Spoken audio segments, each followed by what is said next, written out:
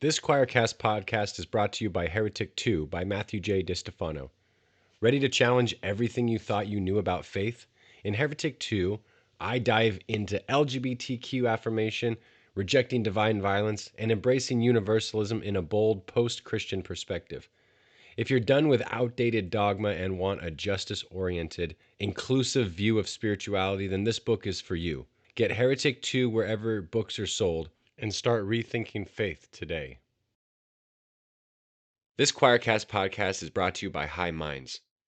Join host Andy Colenso and Matthew J. DiStefano as they tackle culture, justice, spirituality, and all the big questions shaping our world.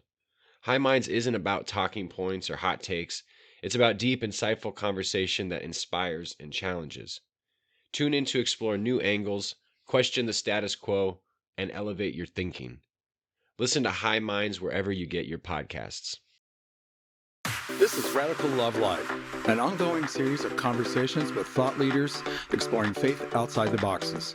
Hosted by Mark Dilcomb and Kelly Wilson. Mark. Hey, Kelly. Oh, yeah. It's like, who's going to say it first? That's right. It's a standoff on the mics. Rock, paper, scissors. Yeah, exactly. Yeah. How are you? I am freaking awesome. I truly am. How about you, my friend? Look, I'm jealous of your ability to maintain your freaking awesomeness. I have a lot of great stuff going on in my life. All cylinders are firing. We're exactly as they should be. The foundation is getting lift off. The work you and I are doing with Radical Love Live is going well. My family life is good. We have the dog that we love, all that. No, it's good. And even in the state of this very fucked up world that we are in, I can keep it in perspective. Right, because there's stuff that I can do to make, affect change that is within my control, but also it's probably by design, and certainly intentional, that I shield myself from negative information because I find it just simply disabling and completely unhealthy, and I can't do anything about it. So maybe it's also I, by design, limit the amount of social media input and trolling news sites and shit like that. Right. Yeah, definitely getting online and arguing with strangers about things that neither one of you can control is not always helpful. Although sometimes it can be fun to vent, but sure, it's the dopamine hit there, but once you get into it, you've already lost. If they pull you in and you're like, no, what I really meant was that you've already lost. Yeah, they're just messing moving along. But yeah. So, but it's not about us. Do we have an awesome guest today? We do. And I'm excited to talk with him about all the, a lot. Oh my God. Whatever's going on in the world. Oh my gosh, there's so much going on. Yep. But today we have Jay Bakker, our good friend, the punk rock pastor of Revolution Church. Let's see, it's even representing with his revolutionary garb. Yeah. I was looking at him with his camo jacket and everything. I was like, so Jay. Yeah, look, watch. Back up from the camera a bit. Show us. Can you see it now? Oh my God, that is so cool. Okay. You are legit. So talk to us about the U.S. Grim. What is this, dude? One of my favorite bands is Fleaford Mods, and they had an album called UK Grim. And I've become kind of friends with Jason, the singer, online, and his wife. They've really been great to me. Yeah. And I figured, well, it's grim here too. So this was kind of my shout out to them and the grimness of the state of the states. Oh, that's cool. That's cool. I've listened to them a little bit. Yeah, they're kind of there's some song that was kind of like half punk, half rap. Yeah, no, I mean, it's kind of like an English guy at the end of the pub ranting. It sounds like sometimes. That's how it sounds at first. And then you kind of like, oh, this is amazing. Okay. Yeah. I got to see him play here in Seattle of course you did. A year and a half ago. And what's great is they're huge in London, but here they weren't that big yet. And so it was like a really small venue. And it's just two guys, and one guy has already made the beat. So he just goes up there with his laptop and pushes play. And then the other guy just goes at it. And it's funny because they have an opening band. So then they even seem more stripped down when they come out, and everybody's kind of looking at each other like, what do we do? And it's just it's cool though. It's super oh wow, this is a weird environment. It's kind of I think it's kind of like a punk rock vibe because it's something that you don't always feel and experience. And so it's nice. You have to kind of experience everyone, in the venue, which is really cool. Yeah. Yeah. That was awesome. All right, so I'll download their album and listen to it. Now, you know, I'm an easy listening kind of guy, so this may be a little bit shocking. But you kind of zero in on the story. Okay, I will do that. Definitely. I'm looking them up. I'm reading their Wikipedia page right now. So, Jay, what are you thinking about today? So many things going on. I mean, we've got that's a here in the well, just because set him up like that. There's like the Well, I was just thinking about how like Christian you guys right? are talking about like, oh, everything's going great and going well, and we're doing, you know, I'm like, wow, I'm exactly the opposite. I woke up with a panic attack in the middle of the night last night and rearranged my books to try to calm myself down. Yeah, life, I feel like I'm in it right now. You know what I mean? I'm in it in life. And it seems like every area of life is really nuts right now, really dark in a lot of places. So, I mean, I'm kind of an open book, so we can talk about it all or we can talk about a little, whatever. Brother, it's such a treat to have you on here. So, you know, Thanks. you always bring so much life into conversation. You truly do. So I think that's a fair question like Kelly just asked. So, you know, what is going on? My girlfriend survived cancer and had a double mastectomy and reconstructive surgery, and she's been really going through it with that and sitting in an oxygen tank every day. She's in another state, long distance thing, but so that's been tough. I'm working like 3 different jobs outside of Revolution. I'm doing some after school stuff with my kids. I'm doing some painting, and then I'm doing another job that's painting, but it's also like whatever needs to be done. It's kind of like helping paint apartments, kind of stuff. do ceilings and caulking and whatever you've got to do. You know, it's been rough. It's been, you know, I've been doing Revolution for 31 years. And have you really? I have. You still look like you're not a day over like 22. Well, thank you, sir. I'll be 50 in December. So, oh my God, I feel really old. Seriously, Jay, dude, really? Like you did, wow, genetics, something. Well, it was the crossroads. I was there and there was a man in red. I signed a contract to be a really shitty pastor for 30 years. Wow. But be eternally young. So that was the payoff, is to slowly slip into irrelevance. There are ways to do that. It's just called makeup, but that's okay. Oh, okay. I mean, this is not my natural beard color, guys. I'm not going to lie to you. No play for Mr. Gray. Yeah. So I'm sorry. Yes, you were saying. Yes. But I don't like looking like my dad, you know? So, I mean, I look like so much like my dad that if it's completely gray, it's like I'm getting stopped on the street. That is true because he's very distinctive with that beard. So yeah, he stole my beard. He never was like, oh, I'm not a beard guy. I'm not a beard guy. And I like start talking to him with beards, and he's like, oh, maybe I'm a beard guy. We don't talk, but he steals my look. Actually, that's God, you get out of my head. I was just going to ask because it's been at least a year since you've been on the show with us. I think at that time you still had relationship with your dad because of your kids. So it's been tough. Like politics and theology every time we talk, it's like I hadn't talked to him for a while. He called me on my birthday, which was really nice. You know, he had about 7 strokes this year. So he's really going through it. Well, right. And so he called me on my birthday, and that was nice. And I just kept it light because that's all either one of us, I think, could do at this point. And then he called me recently. I was flying back from a trip, and he calls me on the plane, and I'm so like flustered by the fact that he called me. I actually leave my bag on the plane, so that took a month to get that back. Oh, but yeah, so we talk, and you know, he's always like, I'm just afraid you're, you know, falling for bad theology. And I'm like, Dad, I promise you my theology is way more solid than even yours. I read a lot of really boring books. I promise, you know, I can tell you the history of your theology if you'd like. We can go through it, but you know, he's like, and he's thinking about death. So he's thinking about heaven. So, you know, he's like, I just want to see you in heaven. I'm like, Dad, I said, I'll make a bet with you. I literally said to him, I said, if my theology is the more correct theology, then I will mow your lawn in heaven. And I said, but if you theology is not right, if my theology is more right, then you have to mow my lawn. And that made him laugh and kind of caught him off guard. And, you know, I mean, I don't know if there is a heaven, but I figured, you know, in his mind, that's really there. So that's a way to connect with him, though. I told him I'd bring him some iced tea. I said, don't worry, Dad, I'll bring you iced tea or lemonade, whatever you like. I'll get you a rider. I said, I'll get you a real nice rider, So he, he giggled at that. And he did, he did say something I hadn't heard from him in years. He's like, you really stuck by me through those prison years, and I've always been grateful for you for that. It's so funny because so many people tell me to cut them off, especially progressives for some reason. And Yeah, people are nasty online. I read some of your posts sometimes in the people, nasty in the comments. Yeah, they do. And so I'm not going to say I don't get nasty back. I mean, I try not to, but I also be surprised by how many friendships and relationships I've made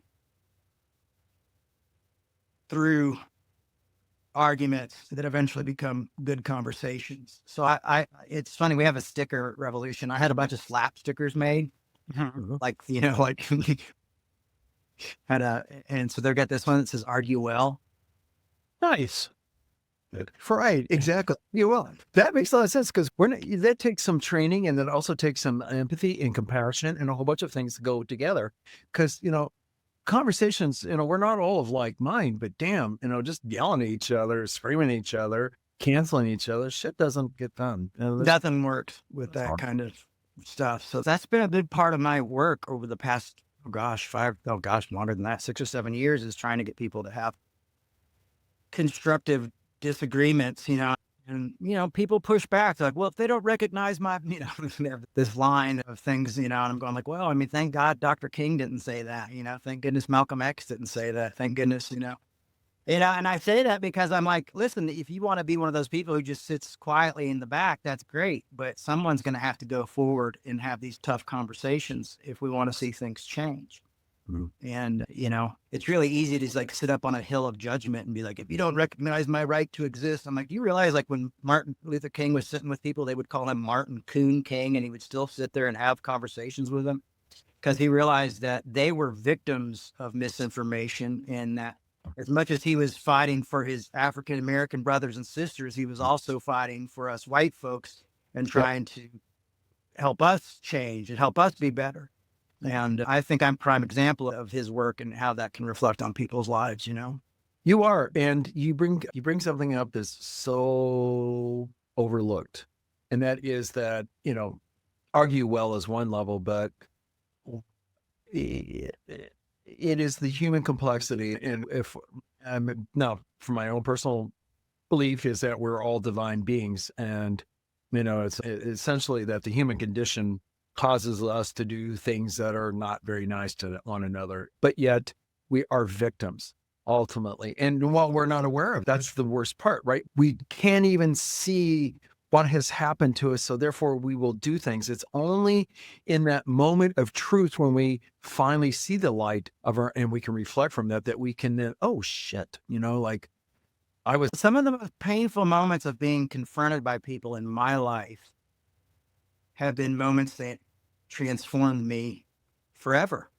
I mean, I talked about one recently on my Facebook and on Instagram about when I was a little kid, around 8 or 9 years old, and my one of the security guards came to, this is just a weird thing. My security guard came to get me from school, which wasn't usual, but he pulled up, and then some little kid was like, oh, where's your limo? And it was in his car. He drove like an old silver, what was it, like a wagon, it was the 80s. And I'm like, oh, this is the junkie car, the limos in the shop. I was just trying to impress another kid because I was insecure. And then George overheard me, who is my guard and friend, and he said, that really hurt my feelings. That was really a nasty thing to say. Oh, wow. And that stuck with me forever. And it made me realize, oh my God, how ridiculous stuff was, and how what I was doing, I was willing to hurt a friend for that. And so moments like that, and the crazy thing is, so I put that on my personal Facebook page, for family and friends. And I got a message, and it said a woman's name, but he goes, Jay, this is George. This is my wife's account. I'm 85. I volunteer at a church 5 days a week. I'm so glad the little things, made a big impact. Oh my gosh. And I'm sitting there, my kids are playing, and I see that on my phone, and I'm sitting there and I'm just bawling. I mean, this is yesterday. This is yesterday. Okay. Oh my gosh.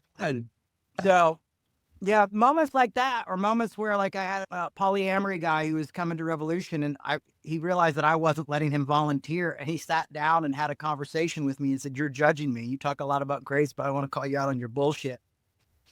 And he was right, and it's like there's moments like that Mm. changed me, changed me forever. So that's why I really do believe in disagreeing well. And I even do believe like, people are like, people get mad. Oh, I thought you were the grace guy. That's the only thing about when you start to really argue hard, or like you say something nasty. People are, oh, I thought you were the grace guy.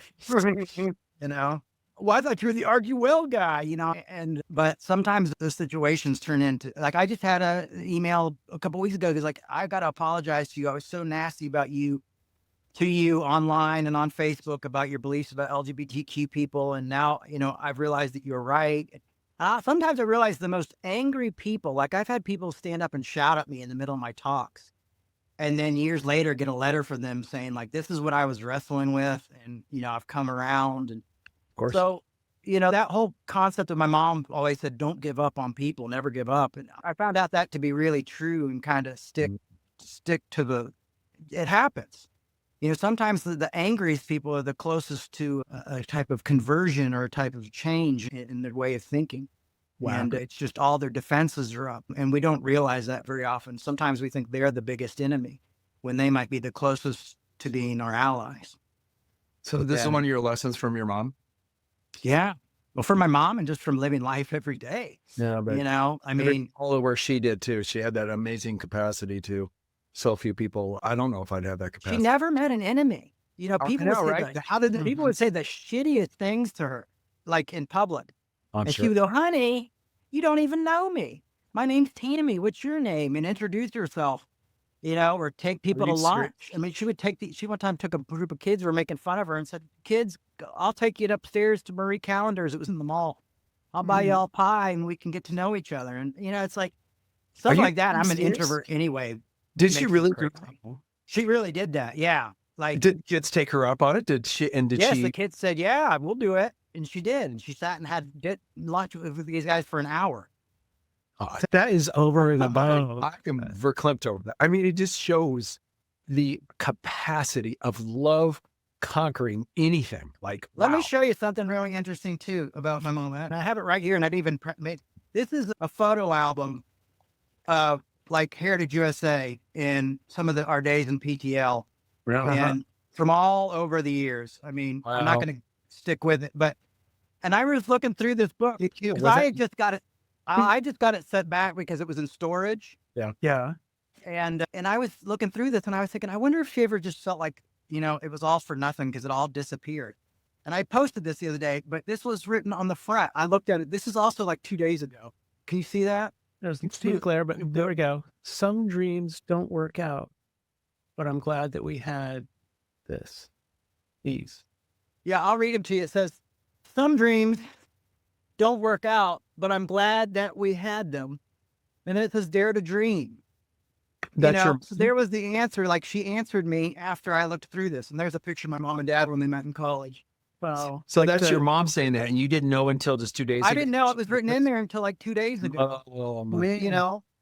It's amazing. And it was one of those things where it's like, even when everything falls apart, be grateful that you got to live part of that dream and have that dream, and dare to dream, even though it might not end up the way you like it.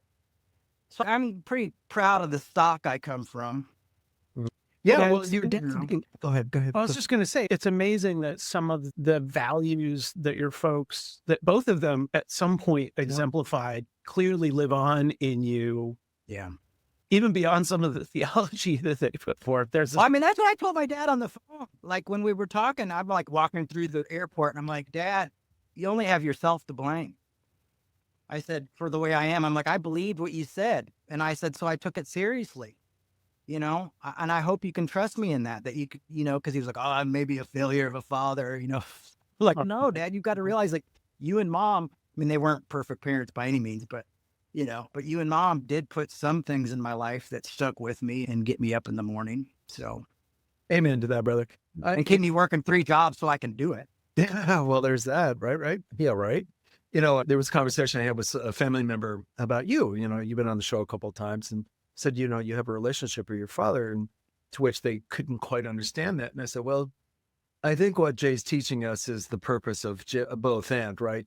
He lives in that space where he acknowledges it for what it is and is very realistic about it. He sees, you see your relationship for what it is, not what dreaming it into something. But whereas so many folks, and you did call out back there a few minutes ago in the conversation about how some folks get very upset about you maintaining relationship for what, holding you accountable. Like you have to break that relationship and you refuse to do so. So I admire that about you. I truly do. Like, it's not about judging him for what he does. That's on him and all that. You have the capacity to love him as your father. So.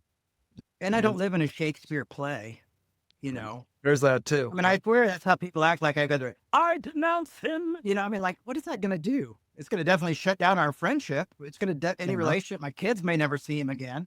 Exactly. It would be really dramatic, and I might get me a lot of likes. I mean, but that's not really. I don't know. I'm a strange bird sometimes. Are you though? I am. I really am. I think. I can tell by my critics, because I have critics from both sides, and that makes me realize I don't feel like anybody's ever completely comfortable with me, even my friends. Like I've always got something that where everybody's like, and I'm like, well, I gotta look at this, and sometimes it makes me feel like I'm wrong, but other times, in the morning, I'm like, well, maybe I do have something there, so I try to keep myself in check. I don't do shock for shock value. That's boring, Right. That's been done. I want to introduce an idea into the conversation. And this was something I was talking with another friend about the other day, who's kind of an expert in cognition and human survival instincts, and, how we have cognitive bias and, we filter out things that not only do we have a human instinct to be safe, to protect ourselves, fight or flight. And this is something I'd never really heard before, is that our brain also wants us to be right. Like that's part of our survival instinct, is that we feel safe when we know that we're right. And the brain gathers evidence to support whatever that rightness is.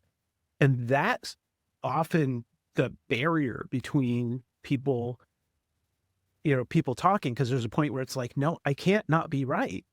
Yeah. And I've seen you, but I've taken your words to heart that sometimes you got to be wrong to keep the conversation going. I mean, certainty's a hell of a drug, Oh, is it ever? I mean, I miss it. I miss some of my certainty, because I have a lot of doubt. But one thing that really helped me was there's this quote from Paul Tillich that says, doubt is not the opposite of faith. It's an element of it. Yeah. And I always liked it, but then it really hit me because I was reading this book, this really long biography about Dr. King. And it's like this big. It's huge. It's the most well-studied one. It's the most respected one. I think they're going to make a film out of it.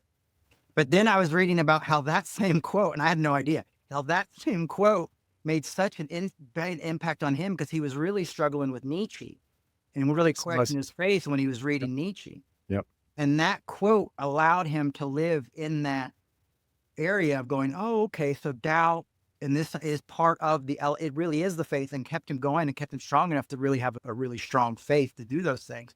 And so that took that idea to me and took it to a much deeper level of realizing this isn't me wanting to cash out. This is part of it, and I have to live in that as well. So that really has helped a lot. Mm-hmm. Salute to Tillich about that. I live in that space too, where it took some time, but to your point, Kelly, you're absolutely right. We're hardwired.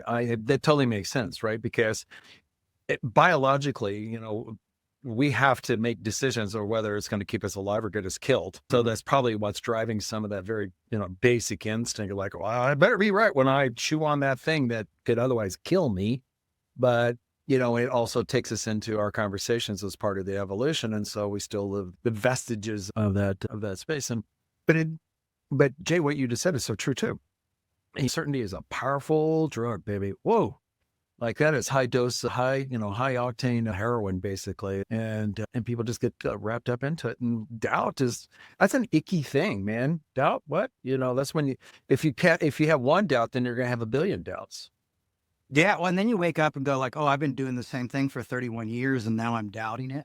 Is that just going to am I just doing it out of comfort? Absolutely.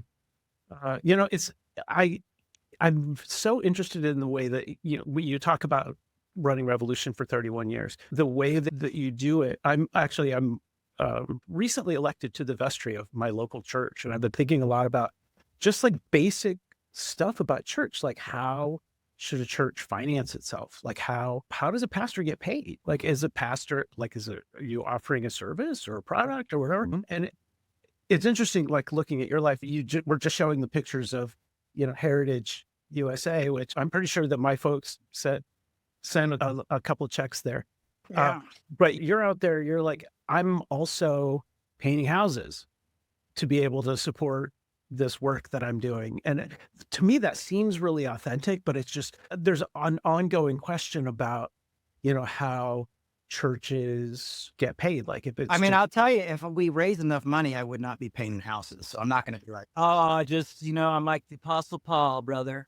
You know, I'm doing it because my kids need food and clothes and toys and, you know, and I need to pay my bills and things like that. You know, there's been times where I've been able to, most of my life, I've done Revolution. I did Revolution full time. I mean, there's a few times I took jobs here and there, but yeah, so it's tough. And you do wonder, like, how do I do that? You know, and when I'm raising money, like now that it's all online, you know, and I don't have a community, you know, usually because I would have lived in a community and you know, I've started so many churches just from nothing that I'm really honestly exhausted in this. It's really, I'm just financially almost impossible at this point. So, you know, how do I do that? And what does that look like? And is that how, you know, I mean, I'm still trying to figure out ways to get people to support the work, but you know, until then I have to support the work, you know, and that's what you do is you just, you know, support the work the best you can. And it's tough because, man, I've been turned down for a lot of like really weird, like really easy jobs that people like, you know, Target shot me down because of my parenting schedule. And now I'm glad I didn't because everybody's been, you know, we're all not going to Target anymore. But like on list, yeah. Grocery, you know, even grocery stores were like, no, sorry, your parenting schedules, you know. So anyway, but you know, I lucked out and got a neighbor that's a painter and needed help, and you know, an after school program that needed some help, and so yeah, yo. That's what I love about you, Jay. Yeah, to what Kelly was just saying, I have pretty strong feelings about that the question you just asked. Having served on vestries as well, and I will never do that again. like, what's a good salary? Absolutely. Yeah. I have very strong feelings that, you know, as people that are called into being formally ordained in their denomination, okay, that's nice, but I still want to see you do your career because I think this is part of the evolution of church in general. And just the reality of such is, you know, a pastor and what their role was at one time and where it is today is quickly changing, as we're seeing, right? The landscape is completely different. A lot of it's because of therapists and et cetera, et cetera, et cetera. That's not to say that there isn't value to a priest, but we, as a church, I'm talking about the big global church here, we forget to train us as non-ordained folks that we also hold priesthood. That's a part of our baptismal covenant. We are all fucking priests, right? We're 24/7. Yes, nonstop. And yet we are not trained that way. And that's why I got such beef about this because unfortunately what has happened with church, and this is, you know, again, there's this class of, it's like our political class, and then we have our ordained class, and they're just, we treat them and hold them differently. And I'm like, yeah, okay, maybe, you know, I can only speak for myself in this moment. If I was ordained and I had a church, I would still want to hold a job down doing whatever I was doing. I know you're looking. Yeah, it's interesting because I think of it as like, you know, I look at like the work that Jay and Revolution are doing. It's kind of, it's like a content creator, it's like an author, it's like a musician where it's like, if you like the work, send a check, you know, because well, for me, it's like I spend all week reading and studying and doing that kind of thing. I think it's I don't think it has to be either or. It doesn't. And I'm sorry, you're right. Absolutely. Let me clarify that too. Put that in. It's not an either or. If somebody, they should be compensated for that. But I'm suggesting that if somebody's in that role, they don't do that for free. But that's also what has happened is we can carve out, oh, well, if you're going to do this, you're going to donate because that's what God called you to do. Come on, you can pay your fucking bills, man. Well, it's like, it's weird because you've got like evangelicals who I think have become, we're always better at that, of like the minister who does the job and does the thing and does that. And mainliners, you know, you went to school your whole life and you did all this stuff. So you're now, but you know, both sides are out of touch for different reasons. And that's what you have to remember is there's always nuance. There's always contradictions. And so there's some people who like, you know, if you have a staff of 50 people on your, you know, you can't be out painting houses. You got to be dealing with that stuff. I mean, when I was doing Revolution in Atlanta, you know, I was doing funerals, I was doing weddings, I was going to seeing babies, I was going to hospitals, you know, I was in lunch meetings all the time. You know what I mean? I mean, it's still though, I look at my dad who could raise $1 million in 2 days, and I probably have not raised $1 million in my whole career. Yep. You know, so you've got, you know, all these different, but you know, then recently a friend of mine got canceled from a big mainline denomination was going to have him out speak, and they canceled him because there was some stuff on the internet said about him a long time ago that wasn't true and was proved not to be true. And I felt it was my apostolic duty to call them and say, I feel like they failed this person. But when they were talking to me, they were like, well, it's a pastor's retreat, you know, and then, you know, we don't want them to be worried on their retreat, and we don't want them, you know, and they were talking about like, you know, you can't have them working all the time. I'm like, dude, I work all the time. I don't have a choice. Yeah. You know what I mean? It was really wild to me to see how out of touch they were in the mainline thing is of like, well, we want our pastors to feel comfortable. We don't want them to have to deal with these hard issues when they're relaxing. I'm like, dude, I don't ever get a chance to relax. Yeah. Like, if you're going to get all your pastors together, it's going to be a much better lesson that they know that they can't judge people based on what they've read when it's wrong, and that you guys aren't willing to give into it rather than, well, we're worried that I'm like, if you want your guys to rest, don't put them all in a room together. They don't want to hang out together. That's not resting, you know. That's a conference. That is a conference. They're all working. No matter what you tell yourself, this is not a real retreat. Send them all on vacation individually with their families, you know. But anyway, I read the Riot Act and did my thing. And I never do this because I'm not super Ouija spiritual guy, but I was like, dude, this is like a Paulinian call for me right now. And I have to do it because here I am talking to a huge denomination, and I'm freaking, you know, heads of a huge denomination. I'm all, you know, autodidact, self-taught. So I'm going like, but I have to do it because I see what happens when we do that kind of things, when we allow rumors and gossip to destroy each other's lives, and we try to avoid the messiness of life, and we're afraid to confront those issues. We don't become better. We become worse, and we become silent, and we become part of the problem rather than the solution. And, you know, for a long time, I had more of my hope was in the mainline denominations because I came out of the evangelical world. And I don't like it when I see my mainliners doing the same canceling evangelical type thing that I grew up with. Absolutely. And thank you for reminding us that, you know, you're self-taught, and that's my space too. You've taken it, you know, to an entirely different level that I'll ever accomplish. But I think that's part of my, I don't know what other word to use. Resentment is such a not the right word, but I don't know what else. Because I do look at, as you just said, Jay, you know, the main line especially, and this is Kelly and I are in this space of a mainline, you know, Episcopal, you know, people go to the seminary, and there's all the discernment, and there's lots of, like, they incur a lot of money to get to where they are. So I don't want to like my certificate signed off by the bishop. But yeah, it's like, there's just so much to it. And I think at some level, it's an unnecessary complexity, but it's easy for me to say that. And, you know, listen, I have friends that are priests, you know, we've got relationships with them. I just sometimes wonder though, like we overcomplicate what church and community is all supposed to be. And I would agree with that too, because I tried to apply just as a custodian at mainline denominations here in the city. And I couldn't get a job. They wouldn't hire me. You know, I'm like desperate. I'm like, I'm just trying to feed my kids, you know, and it's like, and they couldn't hire me as an assistant pastor or anything like that because I don't have the degrees, or they would have to vote on it. And they like, and they're sitting on millions of dollars, but it all has to go towards the building. So they can't be like, well, we'll just donate money to your church and help you. You know, so to me, you're going like, okay, well, I guess you guys don't have anything to offer me. I'll just piss off then. And that's tough, you know. It's tough because you start to see that and to me, some ways the church is just becoming a very irrelevant place. And I don't know if we need to be meeting in buildings, and I don't know if we need to find community there. One of the things Revolution did in Atlanta was we milked community outside of the church, and we had more people in our community than anybody who came to Revolution on Sunday or Wednesday or Thursday or whenever we did it. You know, we knew all the people in the tattoo parlors and in the shops and in the barber shops and in the places, and we wanted to be in the community. We didn't want to be the community.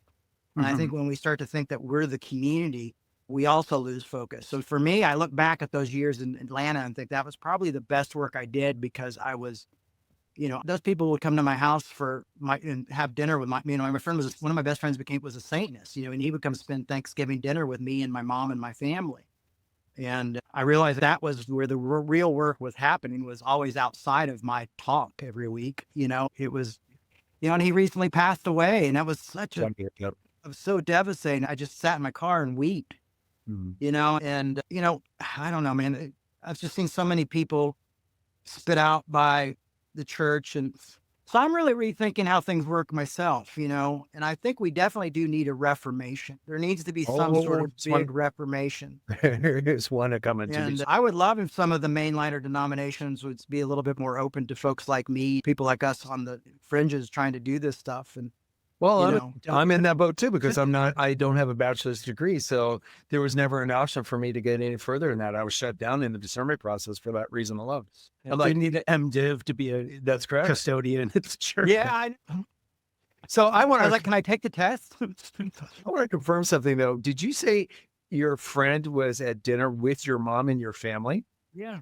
So then again, it goes back to your mom, and I'm sure she was just like, give him love regardless, right? Yeah. She was like, oh, Chuck's my other son. And Chuck would come in and go, Mom, because his mom died in an auto accident when he was younger. And he would always bring a wild girlfriend with him. You know what I mean? And I'm like totally like introverted. And at that time, especially, it kind of had that people pleasing thing. So I was like, oh, what's going to happen? Oh, what's going to happen? But you just did it anyway. Like, well, screw it. Something's going to happen, but we're all just going to be crazy, and it's going to be awkward dinner. And then we're all going to go play pool afterwards, which we did every year. And, we'll figure it out. And did you play pool too? What? Did your mom play pool too? No, she stayed at home, but she's like, you kids go play pool, have fun, I mean, I remember one morning she woke us all up with Bob Marley, that song, Don't Worry, Everything's Gonna Be All Right. And I'll boombox. She's like, it's time for you lazy kids to get up. And she cranked it up, and she's like singing to one of my friends, and like his laying on the couch, and he's like, what the hell is happening? Why is Tammy Faye singing Bob Marley to me? Oh, that video of that. Yeah, so that was her, we always made it interesting. We were always outsiders, though. I mean, even when we would take a crew to like Cornerstone and stuff, I swear I'd always get read the riot act by the leaders of those festivals and stuff, because we were always doing something wrong, but that's okay. Go ahead. What? We can talk about politics today too, if you want. It's okay. Oh, that's true. That's true. We don't have to, though. I mean, I think people hear a lot about that. So joyous to hear from you, Joy, or hear from you, Jay, hear your joy, even in all of this. Not easy for me to say. So yes. Well, this is a weird turn for us, because to be honest with you, I'm feeling pretty beat up, but it's really fun to share some of the positive things and happy things about the career here, because I really do love my work. I mean, every day I love it. You do. When I just want to put one thing out there about the kind of like self-study and theology and all that, and then maybe we can spend the last little bit talking about some politics. But the challenge for me, because I've been in and out of theology master's programs for the last several years. I'm getting like the world's slowest master of theology. And, I've thought about the work that I do and whether I need like a qualification or not. It's just that the Bible, like somebody just to like check into the Holiday Inn and pick up the Gideon Bible out of the nightstand can be dangerous. It needs a user's manual. Yeah, like you need to be able to interpret. And that's where I see the role of education, of some kind of training. Absolutely. To be able to know what is this thing. Look at people like Dan McClellan. Have you seen him? I love Dan. Yeah, sometimes he's shooting fish in the barrel. Sometimes he's like, setting people up pretty harsh. But mostly he's a pretty solid dude. Mm-hmm. And he's using his scholarship and bringing it to the public and giving public access. We did a 16-week study last year on Galatians. 16 weeks. Wow, that's a deep dive. On the scholarship. Yeah, what is it? Six short chapters? But it's my favorite book. But by the 6th week 16, I was ready to be done. But I was able to get some really great book recommendations just from DMing Dan, and he's like, oh, here's the book I would recommend for that. And here's another book I would recommend for that. I've been able to sit in seminaries and sit and take the classes without getting anything for it. I've had seminaries let me do that. And I think that would be great if more seminaries did that kind of thing of letting Yeah, people I just see come that in. actually happening. They're going to start opening their doors because to let people audit or whatever. Oh my gosh, it's really kind of an existential thing for them. They got to figure out how they're going to keep the money coming in. But Yeah, so I've done that, and that was really fun. You guys froze up, by the way, but I'm sure we're We okay. can still hear you. And Okay. yeah, Yeah. But yeah, so that's been great. And, and I've met with Tillich scholars. I've met with, introduction to theology, and, my best friend's a philosopher, and I've, started reading a little bit of Hegel and Todd McGowan, who's really a great writer about Hegel. And so I agree with you. I think it's important. I think the Bible can be dangerous, but I also think that's why people like I exist to talk about that and say, hey, you're missing something. So that's why but I'm also calling someone who has an MDiv and a bunch of other people who have MDivs who are all going on a group retreat together, who refuse to meet with the pastor who's been cleared of the wrongdoings he was accused of, yet won't do it. You know what I mean? So I'm still in that position. So I guess God still does work outside of those institutions as well. And funny how it is. some of those institutions, it costs $75,000 to get an MDiv. Yeah. no, totally. Yep. And I wish I would have paid more attention in school. I wish my parents would have been better about my grades, but I had dyslexia that was undiagnosed. I mean, I just realized I have ADHD like literally like 3 weeks ago. And so it's always been a struggle for me, and I've had to learn to study and work in my own ways, and I do that. And I think if you're open to being wrong, but you're right. I mean, somebody can go yell on the streets, but I can also go walk up to that person yelling on the streets and go, okay, well, let's look what the word repentance actually means. And, what are you yelling at people and things like that? So, you have to, my mom had a book called I Gotta Be Me. And I think that's what I have to learn to do is be comfortable in like that. I got to be me, and so I'm not uncomfortable calling, the Pope on the line and saying, hey, we need to talk about this. I think you're missing something now. That's never happened. But I'm just saying, like any mainline people, you guys have so many different names. I get confused of all the different titles, And I guess, my work, my 30 years of work, and my parents often sometimes give me a door into that. But we got to start thinking differently. And there isn't, I mean, I've read these books and I can come out and say, yeah, the pastoral epistles are forgeries. They're bullshit. We should probably not even have them in the Bible, and have that conversation with evangelicals who are like, oh, my, and that's pretty basic knowledge. But unfortunately, I feel like the thing with people who get MDivs and things sometimes is that they just keep it to themselves. And for me, what you guys are doing, Yes. and That's so true. Absolutely. like nobody told me, like I knew people with MDivs who came to Heritage USA, and none of them were talking about like, well, there's some author questions here, and this was added later. I had to look down at a star in my Bible to realize like the story of the woman caught in adultery wasn't actually originally in the text. You know what I mean? So, share that stuff with other people, because if it's just, there's only 8 people in your mainline denomination, in your giant church, share it with other people. Yeah, exactly. Jay, you said though the issue, and again, and these are friends, friends and colleagues that are in this situation. When mainline ordainment requires them to, of course, to be conscribed, they can't just go riffing on shit like that. Will get them tossed out on their keister pretty damn quick, right? Because they have to toe the line. So, and you also mentioned though the certainty, that was the tie into that. They get caught up in their own sense of certainty about this as well. So they question this, but God forbid that you show doubt, right? Because if you show doubt, then then shit is just going to fall out. Well, and I think also like that fear of like the guy who picks up the Bible in the hotel is really real. Because I feel like sometimes I'll go in with these guys. I'm like, hey, I want to work with you and stuff. And I can often feel like, oh, you're not one of us. I spent $70,000. You've just been buying a bunch of books, online. And so I kind of get sandwiched out of that. And so it's like, we got to be careful that we don't allow that to keep us from having community, because we really can learn from each other. I mean, even if you can't learn from me biblically, you might be able to learn from 31 years of experience of me doing Revolution. Or before that, what it was like to be part of such a huge empire of evangelical church and watch that fall apart, or what it was like to visit my dad for 5 years in prison, or what it's like to struggle with addiction, or what it's like to, we can all really learn from each other. We've got to take down these walls. And I think we've always been afraid of thinking like, well, we can't, be against denominations and we can't say these walls need to come down. But I'm going to go ahead and say it. These walls need to come down. Amen, and we brother. got to start working together. And I don't know if it's going to just take the church shrinking so small that we don't have any other choice.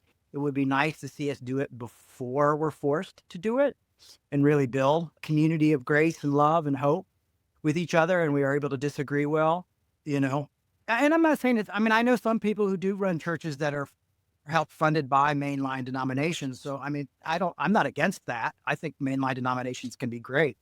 The Lutherans had me come and speaking at their churches before they became affirming because they knew I was affirming. And so they would have me come out and test their congregations a little bit. They had me speak at their youth conference right before the vote. So it's funny when they need you, they'll bring you in, well, let's bring in this weirdo, and then we can just say, if it doesn't go, if it falls like, a brick, we can just like, oh yeah, he's weird, untrained guy. Yeah, I think we're on a good trend though. When I look at what's going on within our own church, certainly there's a freeing up of authenticity and legitimate conversation, and doubt being a part of that too. But that's a very unnatural thing from the historical elements of the church. But to your point, Jay, this is what's required. And there are people like Stephanie Spellers, who is working on a book that she's now talking about on this very thing. And I'm looking at Kelly directly because you and Stephanie know each other. So it's about the church of tomorrow. And she's just finished it up in this first round. I got an opportunity to talk to her briefly about it. All of this to say, though, that, there are people that are truly reimagining it, not just as in like, oh, okay, we're going to tweak a few things here, maybe like rearrange the deck chairs of the Titanic. It's like there are people who are radically thinking through this. And this is where I'm thinking about you, Jay. Dude, the stuff that you've been doing all these years and what you continue to do, you're bringing church. You're going places that I hope you don't plan to slow down. I'm trying not to slow down. It's the finances that slow me down. I really wanted to be out with Reverend Barber, who recently got arrested. And I would have been standing right next to him if if Revolution had a budget, or if I had enough money, I would have had a plane ticket out there and would have been staying somewhere. But that's the problem, is I can't even do a lot of the work I want to do because it's just not financially possible. So that's another part of this work. And the irony of this work is that, unfortunately, it does take money. And it doesn't take as much money as like a PTL or Heritage USA or, like that. I don't live in a mansion. I live in a small apartment in Seattle, and I mow the lawn to get money taken off my rent. You know what I mean? It's like, that's the reality of it. But I would have, I want to do more. Like, I would love to be involved with the Poor People's Campaign and stuff like that. And I've gone to their meetings and tried to do that. But because I don't have finances to do it, it hasn't been as possible. So it's weird when you try to get involved with other people's work and there's walls, I'm not just saying, I'm not condemning them, but it's just, these situations are hard. And even if you have 31 years of experience, they're not like, hey, maybe it's worth bringing you in for this, maybe, and that just doesn't happen anymore. And it happened a lot more in the late 90s, early 2000s. I used to speak for a living.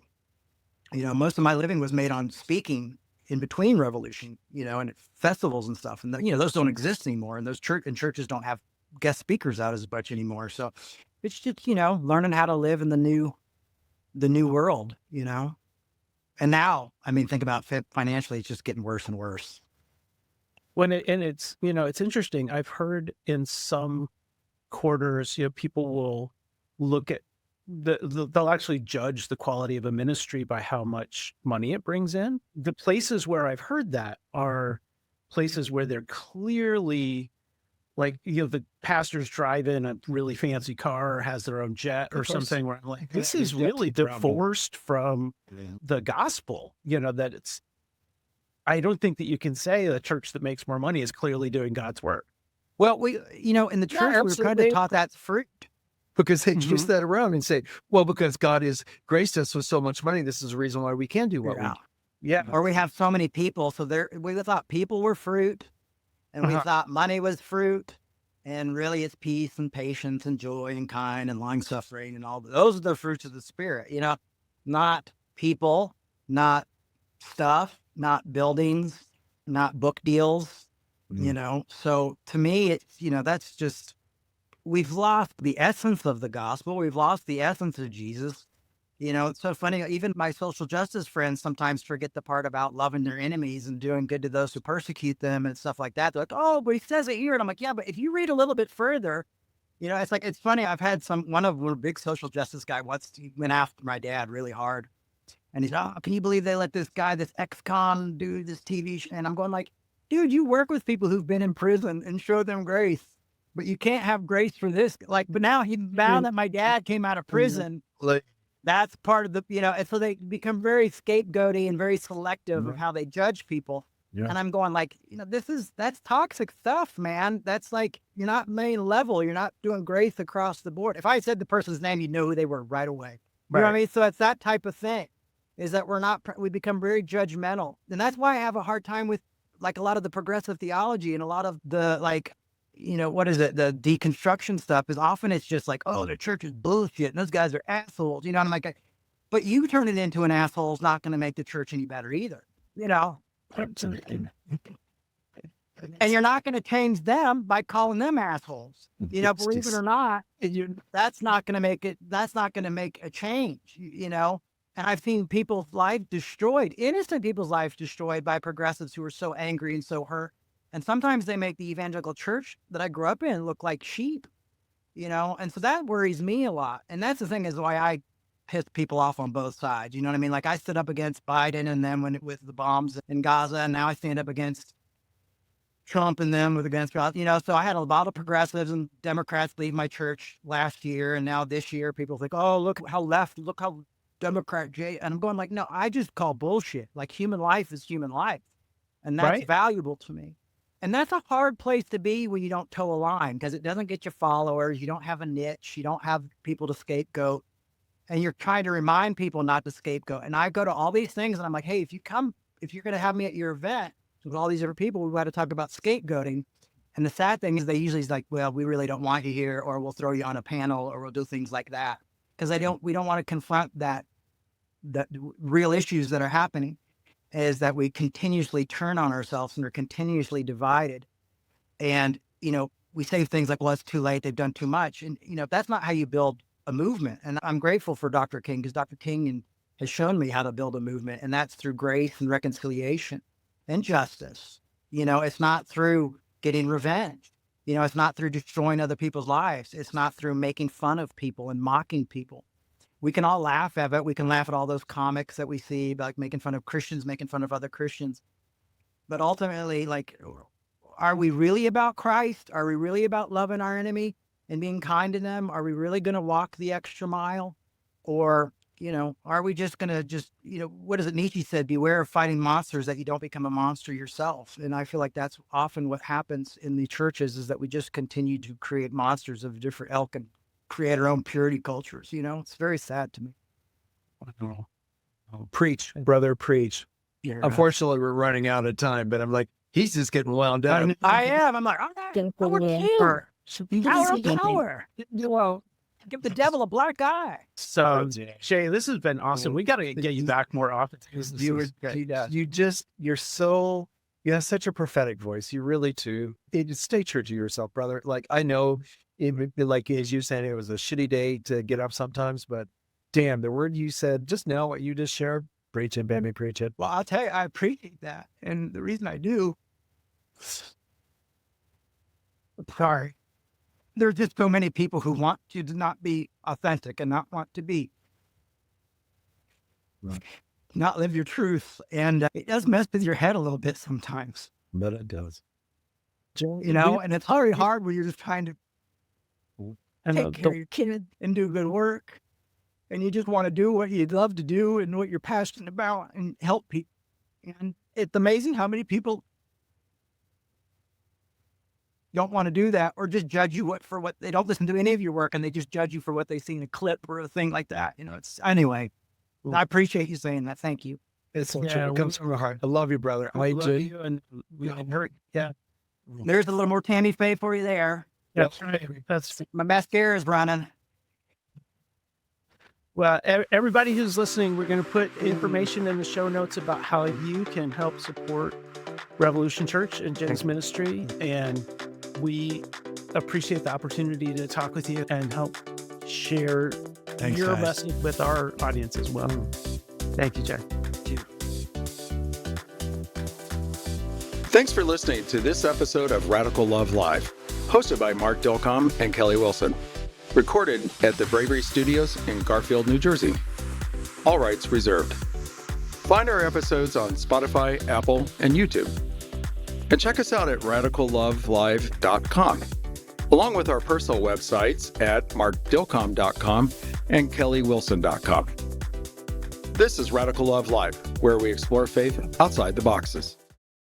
If you've ever deconstructed your faith, you know it's not easy. But just imagine if you could have people to guide you through your process. People like Jim Palmer, Kristen Dumais, Jennifer Knapp, Brad Jerzak, Brian Zand, Paul Young, and more. Well, if you head over to www.choiracademy.com and register for Square 2 using the promo code RAD, you'll get 10% off the regular registration cost of this awesome course and community just for being a fan of our show. Embark on a journey to the heart of an isolated and restrictive island where secrets simmer beneath the surface. In Brandon Andrus's What Can't Be Hidden, follow Thura as she uncovers the dark truths of Patrida, navigating through betrayal and redemption. This tale of courage, love, and the quest for freedom will captivate you from the very first page. Get What Can't Be Hidden available now from Choir Publishing. This Choircast podcast is brought to you by my book, Unless a Seed Falls to the Ground, Welcoming the Death of the Whiteness Gospel. I wrote this story as a plea for white Christian America to enter into a season of hospice spirituality, to recover from the cancerous lie that we can start over, be in charge, and recover some original purity of Christianity. One friend calls it a love story to the church, the United States, and the entire human family. It's available now on Amazon. Are you ready to embrace a deeper, more intentional way of living? Introducing Deep Calls to Deep, Meditations for Your Spiritual Journey, Volume 1 by Brandon Andrus. Deep Calls to Deep offers a 1.5 years of weekly meditations to inspire spiritual growth and guide you toward a more meaningful, embodied life. Order your copy today wherever books are sold and begin your journey into greater connection and purpose. Deep Calls to Deep. Let your soul awaken.